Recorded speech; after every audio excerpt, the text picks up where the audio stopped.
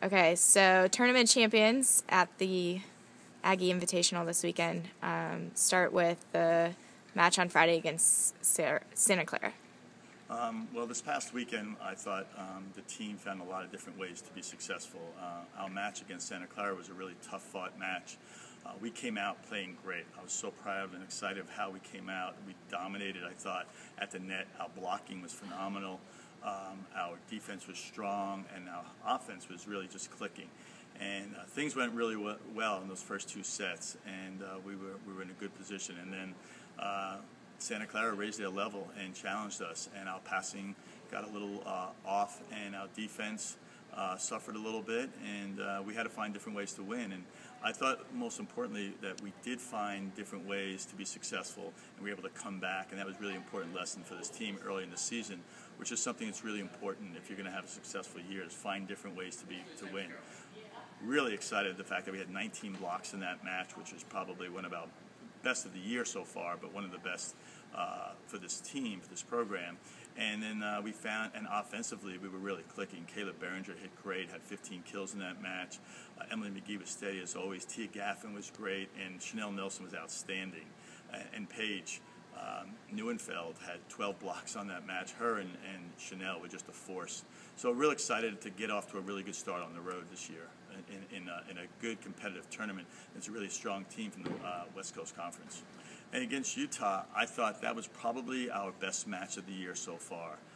Utah was a really strong team. I have a lot of respect for how well they played. They have a lot of great athletes. They were well coached and trained, and I was just excited for how well we played, because I thought that would be a really tough match. And coming back after a hard-fought match the night before, Utah has a lot of great weapons. They're big, they're physical at the net, they have a great right-side attack, similar to our team, and they hit from the back row a lot, which is something that we had not seen as much, so I thought that would give us some difficulty.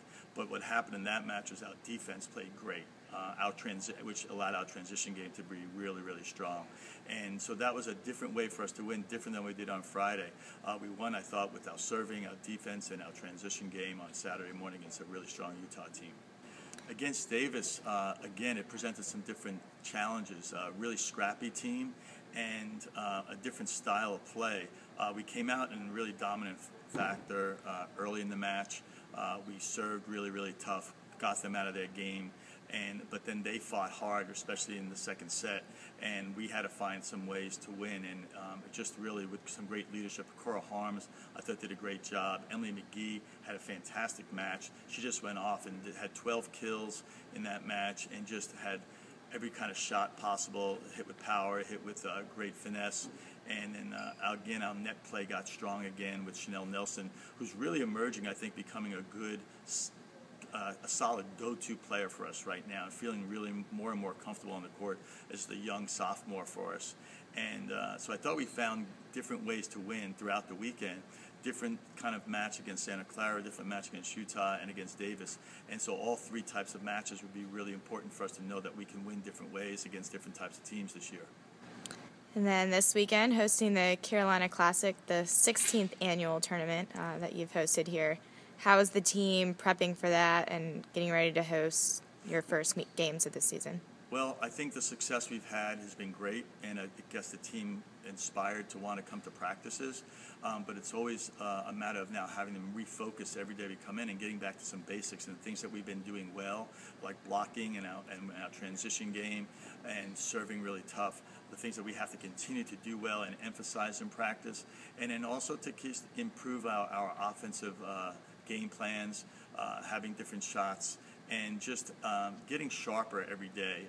One weekend is great, but we have to continue to be working really hard, and the focus has got to be this week on ourselves again in the early part of the week, on getting better at certain parts of the game, a little more consistent.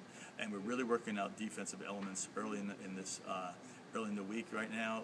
Our practice yesterday was really tough, demanding, and our young players are getting better. And so we really need, with our large team of 18 players, all 18 people on the same page, working hard and pushing each other. And that's how we're going to get better as a program and as a team this year. Just all 18 people focused and working hard every day of practice. Well, we're just excited to be playing at home, first of all. Back in Carmichael, being back in the Blue Arena here is awesome. We expect to be a great crowd. And being on ESPN3, just to get our team in front of a larger audience outside of what will be here in Chapel Hill on Friday is always exciting for us.